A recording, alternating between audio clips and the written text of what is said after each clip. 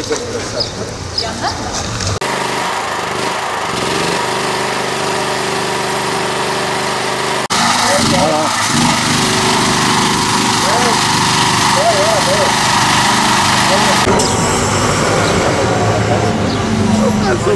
العليم وتب علينا يا مولانا انك انت التواب الرحيم واهدنا وفق الحق والى طريق مستقيم ببركه القران العظيم وبحرمه من ارسلته رحمه للعالمين.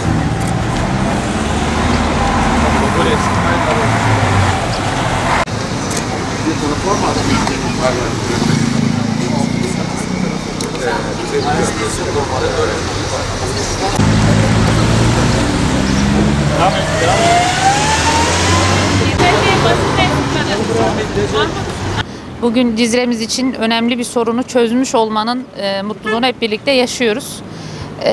İlçemiz 2018 yılından beri aslında doğalgaz hizmetinden faydalanıyor. Yalnız nehrin karşı yakasına doğalgaz hizmeti verilememişti. Bu yıl Sayın Valimizin öncülüğünde yapılan girişimlerle Akmercan tarafından yapılan yatırımlar sonucunda bugün itibariyle inşallah köprümüzden doğalgazımızı geçiriyoruz. Bunun ilk kazması bugün vuruluyor. 2023 yılı içerisinde toplamda 20 kilometrelik bir doğalgaz hattı yapılacak ve 2000 haneye abonelik verilecek. Bununla beraber de ilçemizde doğalgaz hizmetinden yararlanan hane sayısı 6000'e çıkacak. Cizre'miz için çok önemli bir adım. Özellikle vatandaşlarımızla diyaloglarımızda, esnaflarımızı ziyaretimizde bize gelen en önemli taleplerden biri buydu. Bu sorunun çözülmüş olması hepimizi gayet mutlu etti. Ben bu süreçte bizlere destek olan siyasilerimize, başta Sayın Valimize, Akmercan yetkililerine teşekkür ediyorum. Hayırlı uğurlu olsun, kazasız belasız inşallah güzel bir yatırım dönemi geçirelim. Biz de Cizre Belediyesi olarak Akmercan'la işbirliği halinde süreci takip edeceğiz. İlçemiz için çok önemli bir adım oldu.